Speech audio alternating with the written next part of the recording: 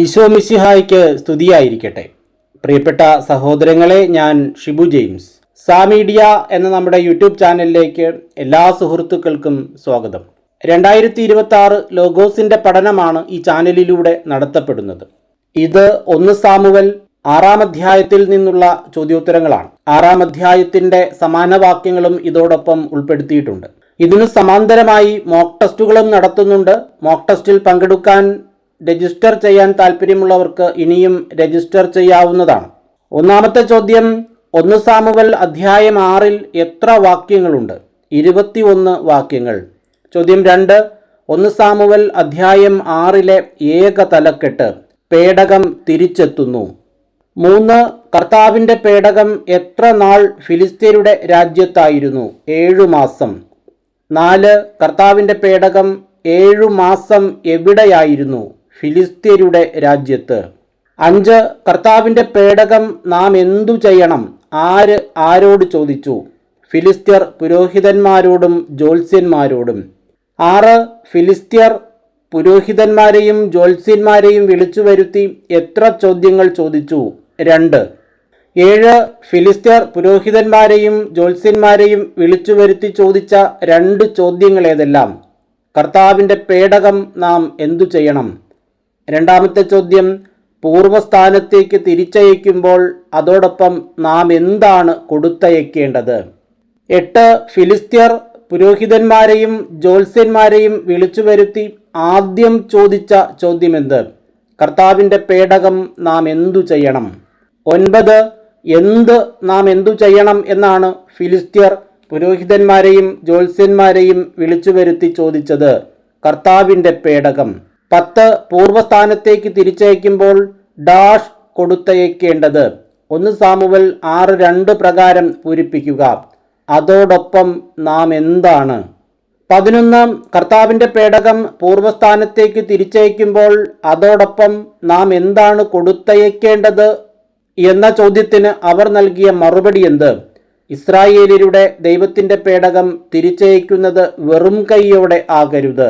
12, ഇസ്രായേലിയരുടെ ദൈവത്തിൻ്റെ പേടകം തിരിച്ചയക്കുന്നത് എങ്ങനെയാകരുത്? വെറും കൈയോടെ. 13, എന്താണ് തിരിച്ചയക്കുന്നത് വെറും കൈയോടെ ആകരുത് എന്ന് പറയുന്നത്? ഇസ്രായേലിയരുടെ ദൈവത്തിൻ്റെ പേടകം. 14, ഇസ്രായേലിയരുടെ ദൈവത്തിൻ്റെ പേടകം തിരിച്ചയക്കുമ്പോൾ എന്തുകൂടെ കൊടുത്തയക്കണം എന്നാണ് പറയുന്നത്? ഒരു പ്രായശ്ചിത്ത ബലിക്കുള്ള വസ്തുക്കൾ. 15, പ്രായശ്ചിത്ത ബലിക്കുള്ള വസ്തുക്കളോടൊപ്പം ഇസ്രായേലിയരുടെ ദൈവത്തിൻ്റെ പേടകം തിരിച്ചയക്കുമ്പോൾ എന്തു സംഭവിക്കും? നിങ്ങൾ സുഖം പ്രാപിക്കും. 16, എപ്പോൾ നിങ്ങൾ സുഖം പ്രാപിക്കും എന്നാണ് പറയുന്നത്? ഇസ്രായേലിയരുടെ ദൈവത്തിൻ്റെ പേടകം തിരിച്ചയക്കുമ്പോൾ. 17, ഇസ്രായേലിയരുടെ ദൈവത്തിൻ്റെ പേടകം തിരിച്ചയക്കുമ്പോൾ എന്തു മനസ്സിലാകും എന്നാണ് പറയുന്നത്? അവിടുത്തെ കരം നിങ്ങളിൽ നിന്ന് പിൻവലിക്കാഞ്ഞതിൻ്റെ കാരണം. 18, അവിടുത്തെ കരം നിങ്ങളിൽ നിന്ന് പിൻവലിക്കാഞ്ഞതിൻ്റെ കാരണം എപ്പോൾ മനസ്സിലാകും? ഇസ്രായേലിയരുടെ ദൈവത്തിൻ്റെ പേടകം തിരിച്ചയക്കുമ്പോൾ. 19, 1 സാമുവൽ 6:4-ൽ ഫിലിസ്ത്യർ പുരോഹിതന്മാരോടും ജ്യോത്സ്യന്മാരോടും എന്താണ് ചോദിച്ചത്? എന്തു വസ്തുവാണ് പ്രായശ്ചിത്ത ബലിക്ക് ഞങ്ങൾ അവിടത്തേക്ക് അർപ്പിക്കേണ്ടത്? 20, എന്തു വസ്തുവാണ് പ്രായശ്ചിത്ത ബലിക്ക് ഞങ്ങൾ അവിടത്തേക്ക് അർപ്പിക്കേണ്ടത് എന്ന് ഫിലിസ്ത്യർ ചോദിച്ചപ്പോൾ അവർ പറഞ്ഞ മറുപടി എന്ത്? ഫിലിസ്ത്യ പ്രഭുക്കന്മാരുടെ സംഖ്യയനുസരിച്ച് സ്വർണ്ണ നിർമ്മിതമായ 5 കുരുക്കളും 5 എലികളും. 21, ഫിലിസ്ത്യ പ്രഭുക്കന്മാർ എത്ര പേരാണ് ഉണ്ടായിരുന്നത്? 5. 22, പ്രായശ്ചിത്ത ബലിക്കുള്ള കുരുക്കളും എലികളും എന്തുകൊണ്ടാണ് നിർമ്മിക്കേണ്ടത്? സ്വർണം. 23, പ്രായശ്ചിത്ത ബലിക്ക് ഫിലിസ്ത്യ പ്രഭുക്കന്മാരുടെ സംഖ്യയനുസരിച്ച് സ്വർണ്ണ നിർമ്മിതമായ 5 കുരുക്കളും 5 എലികളുമാകട്ടെ എന്ന് പറയാൻ കാരണമെന്ത്? നിങ്ങൾക്കും നിങ്ങളുടെ പ്രഭുക്കന്മാർക്കും ഒരേ ബാധ തന്നെയാണല്ലോ ഉണ്ടായത്. 24, ആർക്കെല്ലാമാണ് ഒരേ ബാധ ഉണ്ടായത്? ഫിലിസ്ത്യർക്കും അവരുടെ പ്രഭുക്കന്മാർക്കും. 25, നിങ്ങൾക്കും നിങ്ങളുടെ പ്രഭുക്കന്മാർക്കും ഒരേ ബാധ തന്നെയാണല്ലോ ഉണ്ടായത്. അതുകൊണ്ട് എന്തു തന്നെ ഉണ്ടാക്കണം? നിങ്ങളുടെ കുരുക്കളുടെയും നിങ്ങളുടെ നാട് നശിപ്പിച്ച എലികളുടെയും രൂപം. 26, നിങ്ങളുടെ നാട് നശിപ്പിച്ച എന്തിൻ്റെ രൂപമുണ്ടാക്കണം? എലികളുടെ. 27 ആരുടെ മഹിമയെ പ്രകീർത്തിക്കുവിൻ? ഇസ്രായേലിയരുടെ ദൈവത്തിൻ്റെ. 28 ഇസ്രായേലിയരുടെ ദൈവത്തിൻ്റെ മഹിമയെ എന്തു ചെയ്യുവിൻ? പ്രകീർത്തിക്കുവിൻ. 29 ഇസ്രായേലിയരുടെ ദൈവത്തിൻ്റെ കരം എവിടെയെല്ലാമാണ് ശക്തിപ്പെട്ടിരിക്കുന്നത്? നിങ്ങളുടെയും നിങ്ങളുടെ ദേവന്മാരുടെയും നിങ്ങളുടെ നാടിൻ്റെയും മേൽ. 30 നിങ്ങളുടെയും നിങ്ങളുടെ ദേവന്മാരുടെയും നിങ്ങളുടെ നാടിൻ്റെയും മേൽ എന്താണ് ശക്തിപ്പെട്ടിരിക്കുന്നത്? ഇസ്രായേലിയരുടെ ദൈവത്തിൻ്റെ കരം. 31 നിങ്ങളുടെയും നിങ്ങളുടെ ദേവന്മാരുടെയും നിങ്ങളുടെ നാടിൻ്റെയും മേൽ ശക്തിപ്പെട്ടിരിക്കുന്ന കരം അവിടുന്ന് എന്തു ചെയ്തേക്കാം? പിൻവലിച്ചേക്കാം. 32 ആരെപ്പോലെ നിങ്ങളും എന്തിന് കഠിന ഹൃദയരാകുന്നു? ഈജിപ്തുകാരെയും ഫറവോയെയും പോലെ. 33 ഇസ്രായേലിയർക്കെതിരെ കഠിന ഹൃദയനായത് ആര്? ഈജിപ്തുകാരും ഫറവോയും. 34 ഇസ്രായേലിൻ്റെ ദൈവം ആരെ പരിഹാസപാത്രമാക്കി? ഈജിപ്തുകാരെയും ഫറവോയെയും. 35 ഇസ്രായേലിയർ നാടുവിടാൻ ഈജിപ്തുകാർ അനുവദിച്ചത് എപ്പോൾ? അവിടുന്ന് അവരെ പരിഹാസപാത്രമാക്കിയതിനു ശേഷം. 36 അവിടുന്ന് അവരെ പരിഹാസപാത്രമാക്കിയതിനു ശേഷമല്ലേ നാടുവിടാൻ ഈജിപ്തുകാർ ഇസ്രായേലിയരെ അനുവദിച്ചതും? അവർ ഡാഷ് 1 സാമുവൽ 6:6 പ്രകാരം പൂരിപ്പിക്കുക പോയതും. 37 അതുകൊണ്ട് നിങ്ങളൊരു പുതിയ എന്തുണ്ടാക്കുക? വണ്ടി. 38 ഒരു പുതിയ വണ്ടിയുണ്ടാക്കി എന്തിനെ അതിൽ കെട്ടുക? ഒരിക്കലും നുകം വച്ചിട്ടില്ലാത്ത 2 കറവ പശുക്കളെ. 39 ഒരിക്കലും നുകം വച്ചിട്ടില്ലാത്ത 2 കറവ പശുക്കളെ എവിടെ കെട്ടുക? ഒരു പുതിയ വണ്ടിയുണ്ടാക്കി അതിൽ. 40 കറവ പശുക്കളുടെ കുട്ടികൾ എവിടെ നിൽക്കട്ടെ? വീട്ടിൽ. 41 എന്താണ് വീട്ടിൽ നിന്നുകൊള്ളട്ടെ എന്ന് പറഞ്ഞിരിക്കുന്നത്? കറവ പശുക്കളുടെ കുട്ടികൾ. 42 എന്താണ് വണ്ടിയിൽ വയ്ക്കേണ്ടത്? കർത്താവിൻ്റെ പേടകം. 43 കർത്താവിൻ്റെ പേടകമെടുത്ത് എവിടെ വയ്ക്കുക? വണ്ടിയിൽ വയ്ക്കുക. 44 എന്തിനു വേണ്ടിയാണ് സ്വർണ്ണയുരുപ്പടികൾ തയ്യാറാക്കിയത്? പ്രായശ്ചിത്ത ബലിക്ക്. 45 പ്രായശ്ചിത്ത ബലിക്കു വേണ്ടി തയ്യാറാക്കിയത് എന്ത്? സ്വർണ്ണയുരുപ്പടികൾ. 46 പ്രായശ്ചിത്ത ബലിക്കു വേണ്ടി തയ്യാറാക്കിയ സ്വർണ്ണയുരുപ്പടികൾ എവിടെയാണ് വയ്ക്കേണ്ടത്? പെട്ടിക്കുള്ളിലാക്കി അതിൻ്റെ ഒരു വശത്ത്. 47 കർത്താവിൻ്റെ പേടകവും പ്രായശ്ചിത്ത ബലിക്കുള്ള സ്വർണ്ണയുരുപ്പടികളും വണ്ടിയിൽ വച്ച ശേഷം എന്തു ചെയ്യുവിൻ? നിരീക്ഷിച്ചു കൊണ്ടിരിക്കുവിൻ. 48 പശുക്കൾ എവിടേക്ക് പോയാൽ അവിടുത്തെ കരങ്ങളാണ് ഈ വലിയ അനർത്ഥം നമുക്ക് വരുത്തിയത് എന്ന് മനസ്സിലാക്കാം? സ്വന്തം നാടായ ബത്ഷെമെഷിലേക്ക്. 49 പശുക്കൾ സ്വന്തം നാടായ ബത്ഷെമെഷിലേക്ക് പോയാൽ എന്തു മനസ്സിലാക്കാം? അവിടുത്തെ കരങ്ങളാണ് ഈ വലിയ അനർത്ഥം നമുക്ക് വരുത്തിയതെന്ന്. 50 പശുക്കൾ സ്വന്തം നാടായ ബത്ഷെമെഷിലേക്കല്ല പോകുന്നതെങ്കിൽ എന്തു മനസ്സിലാക്കാം? അവിടുന്നല്ല നമ്മെ ശിക്ഷിച്ചതെന്ന്. 51 അവിടുന്നല്ല നമ്മെ ശിക്ഷിച്ചതെങ്കിൽ പിന്നെ ഈ അനർത്ഥങ്ങൾ എങ്ങനെ സംഭവിച്ചു എന്ന് അനുമാനിക്കാം? യാദൃച്ഛികമായി സംഭവിച്ചതാണെന്ന്. 52 ഈ അനർത്ഥങ്ങൾ യാദൃച്ഛികമായി സംഭവിച്ചതാണെന്ന് എപ്പോൾ മനസ്സിലാക്കാം? പശുക്കൾ ബത്ഷെമെഷിലേക്കല്ല പോകുന്നതെങ്കിൽ. 53 അല്ലെങ്കിൽ അവിടുന്നല്ല നമ്മെ ശിക്ഷിച്ചതെന്നും അവ യാദൃച്ഛികമായി സംഭവിച്ചതാണെന്നും നമുക്ക് അനുമാനിക്കാം. അവർ ഡാഷ് 1 സാമുവൽ 6:9 പ്രകാരം പൂരിപ്പിക്കുക. അപ്രകാരം ചെയ്തു. 54 എത്ര കറവ പശുക്കളെയാണ് കൊണ്ടുവന്ന് വണ്ടിക്കു കെട്ടിയത്? 2. 55 2 കറവ പശുക്കളെ കൊണ്ടുവന്ന് എവിടെ കെട്ടി? വണ്ടിക്കു കെട്ടി. 56 എന്തിനെയാണ് കൊണ്ടുവന്ന് വണ്ടിക്കു കെട്ടിയത്? 2 കറവ പശുക്കളെ. 57 കറവ പശുവിൻ്റെ കിടാക്കളെ എവിടെ നിർത്തി? വീട്ടിൽ. 58 എന്തിനെയാണ് വീട്ടിൽ നിർത്തിയത്? കറവ പശുവിൻ്റെ കിടാക്കളെ. 59 കർത്താവിൻ്റെ പേടകത്തോടൊപ്പം എന്തെല്ലാമാണ് വണ്ടിയിൽ വച്ചത്? സ്വർണ്ണ നിർമ്മിതമായ കുരുക്കളും എലികളുമുള്ള പെട്ടി. 60 സ്വർണ്ണ നിർമ്മിതമായ കുരുക്കളും എലികളുമുള്ള പെട്ടി എന്തിനോടൊപ്പമാണ് വണ്ടിയിൽ വച്ചത്? പേടകത്തോടൊപ്പം. 61 പശുക്കൾ എവിടേക്കാണ് പോയത്? ബത്ഷെമെഷിലേക്ക്.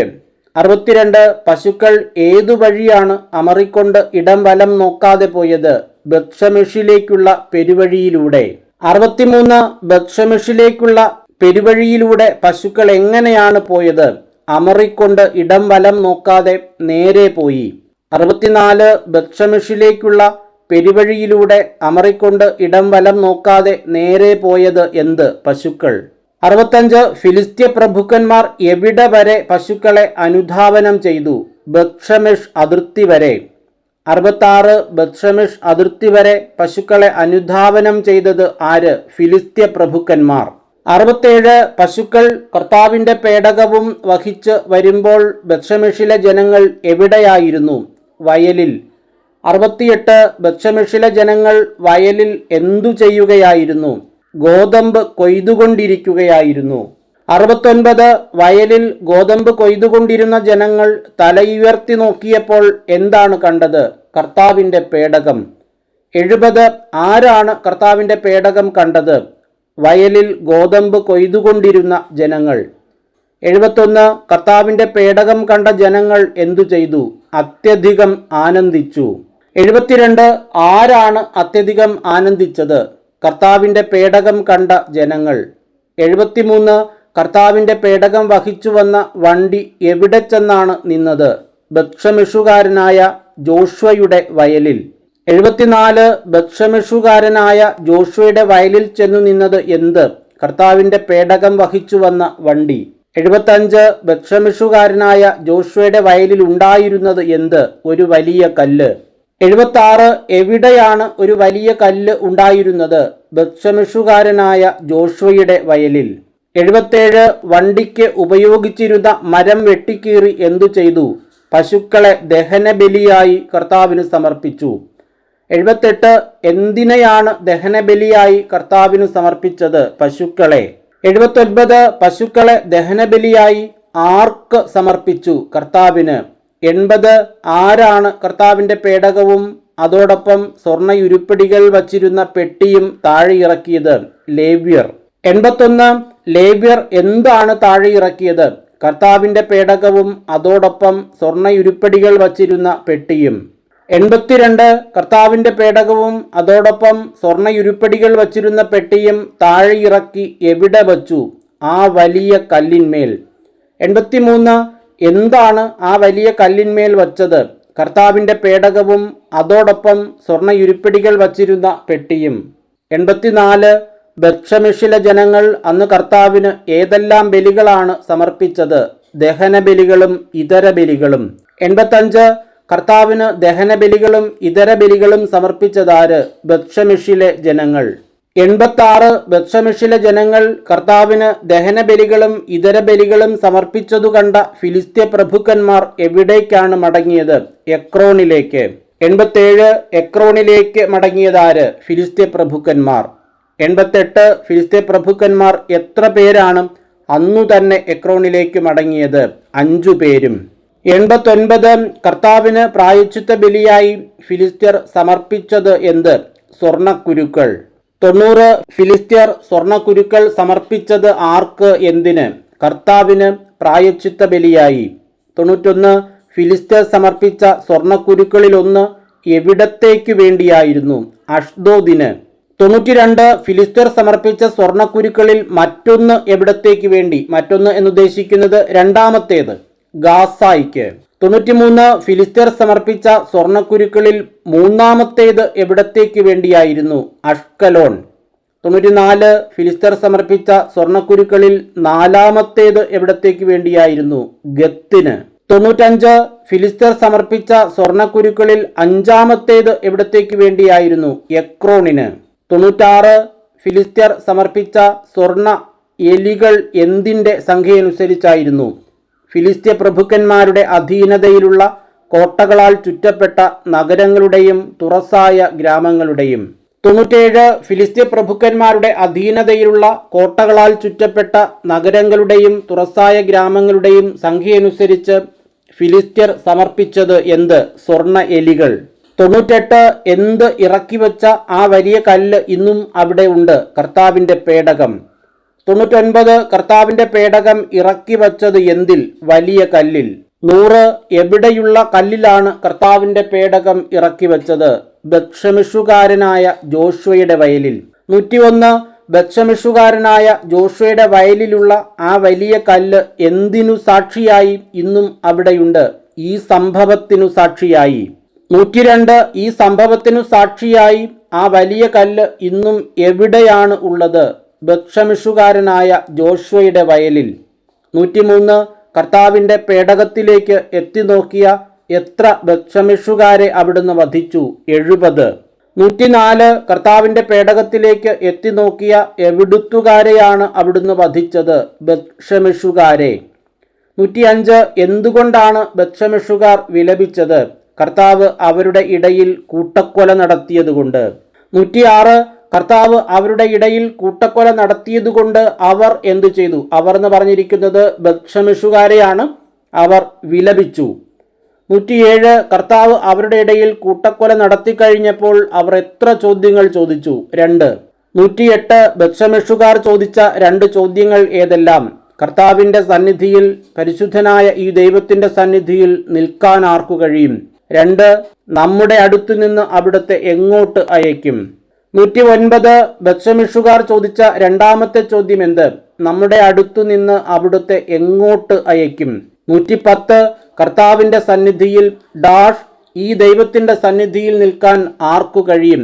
1 സാമുവൽ 6:20 പ്രകാരം പൂരിപ്പിക്കുക. പരിശുദ്ധനായ. 111 എവിടെ ആർക്കു നിൽക്കാൻ കഴിയും എന്നാണ് ബത്ശമെഷിലെ ആളുകൾ ചോദിച്ചത്? കർത്താവിൻ്റെ സന്നിധിയിൽ, പരിശുദ്ധനായ ഈ ദൈവത്തിൻ്റെ സന്നിധിയിൽ. 112 ബത്ശമെഷിലെ ആളുകൾ എവിടേക്കാണ് ദൂതന്മാരെ അയച്ചത്? കിരിയാത്ത് യെയാറിമിലെ ജനങ്ങളുടെ അടുത്തേക്ക്. 113 കിരിയാത്ത് യെയാറിമിലെ ജനങ്ങളുടെ അടുത്തേക്ക് ദൂതന്മാരെ അയച്ചത് ആര്? ബത്ശമെഷിലെ ആളുകൾ. 114 ബത്ശമെഷിലെ ആളുകൾ എവിടേക്കാണ് ദൂതന്മാരെ അയച്ചത്? കിരിയാത്ത് യെയാറിമിലെ ജനങ്ങളുടെ അടുത്തേക്ക്. 115 ബത്ശമെഷിലെ ആളുകൾ ദൂതന്മാരെ കിരിയാത്ത് യെയാറിമിലെ ജനങ്ങളുടെ അടുത്തേക്ക് അയച്ചു പറഞ്ഞതെന്ത്? കർത്താവിൻ്റെ പേടകം ഫിലിസ്ത്യർ തിരിച്ചയച്ചിരിക്കുന്നു, നിങ്ങൾ വന്ന് ഏറ്റെടുത്തുകൊള്ളുവിൻ. 116 ഫിലിസ്ത്യർ എന്ത് തിരിച്ചയച്ചിരിക്കുന്നു? കർത്താവിൻ്റെ പേടകം. 117 കർത്താവിൻ്റെ പേടകം തിരിച്ചയച്ചത് ആര്? ഫിലിസ്ത്യർ. 118 കർത്താവിൻ്റെ പേടകം ഫിലിസ്ത്യർ തിരിച്ചയച്ചിരിക്കുന്നു, നിങ്ങൾ എന്ത് ചെയ്യുവിൻ എന്നാണ് ബത്ശമെഷിലെ ആളുകൾ കിരിയാത്ത് യെയാറിമിലെ ജനങ്ങളോട് പറഞ്ഞത്? നിങ്ങൾ വന്ന് ഏറ്റെടുത്തുകൊള്ളുവിൻ. സമാന വാക്യങ്ങളിൽ നിന്നുള്ള ചോദ്യങ്ങളാണ്. ഒന്നാമത്തെ ചോദ്യം 1 സാമുവൽ 6:6 സമാനമായ പഴയ നിയമ ഭാഗങ്ങൾ. ഇത് ഫുട് നോട്ടിൽ കൊടുത്തിട്ടുള്ളവയാണ്. പുറപ്പാട് 8:29, പുറപ്പാട് 9:7. ഈ 3 വാക്യങ്ങളും വായിക്കാം. ഈജിപ്തുകാരെയും ഫറവോയെയും പോലെ നിങ്ങളും എന്തിന് കഠിനഹൃദയരാകുന്നു? അവിടുന്ന് അവരെ പരിഹാസപാത്രമാക്കിയതിനു ശേഷമല്ലേ നാടുവിടാൻ ഈജിപ്തുകാർ ഇസ്രായേലരെ അനുവദിച്ചതും അവർ പോയതും? ഇതാണ് 1 സാമുവൽ 6:6 പറഞ്ഞിരിക്കുന്നത്. പുറപ്പാട് 8:28 ഇങ്ങനെയാണ് പറയുന്നത്. അപ്പോൾ ഫറവോ പറഞ്ഞു, നിങ്ങളുടെ ദൈവമായ കർത്താവിന് മരുഭൂമിയിൽ ബലിയർപ്പിക്കാൻ ഞാൻ നിങ്ങളെ വിട്ടയക്കാം. എന്നാൽ നിങ്ങൾ വളരെ അകലെ പോകരുത്, എനിക്ക് വേണ്ടി നിങ്ങൾ പ്രാർത്ഥിക്കുകയും വേണം. പുറപ്പാട് 9:7 പറയുന്നത്, ഫറവോ ആളയച്ചന്വേഷിച്ചപ്പോൾ ഇസ്രായേൽക്കാരുടെ കന്നുകാലികൾ ഒന്നുപോലും ചത്തില്ല എന്നറിഞ്ഞു. അതിനാൽ അവൻ്റെ ഹൃദയം കഠിനമായി, അവൻ ജനത്തെ വിട്ടയച്ചില്ല. ഇതിൽ നിന്നുള്ള ഏതാനും ചോദ്യങ്ങൾ. രണ്ടാമത്തെ ചോദ്യം 1 സാമുവൽ 6:6 സമാന വാക്യഭാഗത്ത് ഇസ്രായേലിൻ്റെ കന്നുകാലികളിൽ ഒന്നുപോലും ചത്തില്ല എന്ന് പറഞ്ഞിരിക്കുന്ന ഭാഗം പുറപ്പാട് 9:7. 3 ഇസ്രായേലിൻ്റെ കന്നുകാലികളിൽ ഒന്നുപോലും ചാകാത്തതുകൊണ്ട് ആരുടെ ഹൃദയമാണ് കഠിനമായത്? ഫറവോയുടെ. 4 1 സാമുവൽ 6:6 പുറപ്പാട് 8:28 പുറപ്പാട് 9:7 പൊതുവായി കാണുന്ന ഒരു പദം ഫറവോ. അഞ്ചാമത്തെ ചോദ്യം 1 സാമുവൽ 6:19 സമാനമായ പഴയ നിയമഭാഗങ്ങൾ. 3 ഭാഗങ്ങൾ തന്നിട്ടുണ്ട്. സംഖ്യ 4:20, സംഖ്യ 6:20, സങ്കീർത്തനങ്ങൾ 76:7. 4 വാക്യങ്ങളാണ്. ആ 4 വാക്യങ്ങളും പറയാം. 1 സാമുവൽ 6:19 ഇങ്ങനെയാണ്, കർത്താവിൻ്റെ പേടകം ഇറക്കി വെച്ച ആ വലിയ കല്ല് ഈ സംഭവത്തിന് സാക്ഷിയായി ഇന്നും ബത്ശമെഷുകാരനായ ജോഷുവയുടെ വയലിലുണ്ട്. കർത്താവിൻ്റെ പേടകത്തിലേക്ക് എത്തി നോക്കിയ 70 ബത്ശമെഷുകാരെ അവിടുന്ന് വധിച്ചു. കർത്താവ് അവരുടെ ഇടയിൽ കൂട്ടക്കൊല നടത്തിയതുകൊണ്ട് അവർ വിലപിച്ചു. സംഖ്യ 4:20 ഇങ്ങനെയാണ് പറയുന്നത്, എന്നാൽ അവർ അകത്തു കടന്ന് ക്ഷണനേരത്തേക്ക് പോലും വിശുദ്ധ വസ്തുക്കളെ നോക്കരുത്, നോക്കിയാൽ അവർ മരിക്കും. സംഖ്യ 6:20 പറയുന്നത് പുരോഹിതൻ അവയെ കർത്താവിന് നിരാജനമായി അർപ്പിക്കണം. അവയും നിരാജനം ചെയ്ത നെഞ്ചും അർപ്പിച്ച കാൽക്കുറയും പുരോഹിതനുള്ള വിശുദ്ധമായ പങ്കാണ്. ഇവയ്ക്ക് ശേഷം നാസീർ വ്രതസ്ഥന് വീഞ്ഞു കുടിക്കാം. സങ്കീർത്തനം 76:7 ഇങ്ങനെ പറയുന്നു, അങ്ങ് ഭീതിതനാണ്, അങ്ങയുടെ കോപം ഉജ്ജ്വലിച്ചാൽ പിന്നെ ആർക്ക് അങ്ങയുടെ മുൻപിൽ നിൽക്കാൻ കഴിയും? ആറാമത്തെ ചോദ്യം, കർത്താവിൻ്റെ പേടകത്തിലേക്ക് എത്തി നോക്കിയ 70 ബത്ശേമെശുകാരെ അവിടുന്ന് വധിച്ചു എന്നാണ് 1 സാമുവേൽ 6:19 പറയുന്നത്.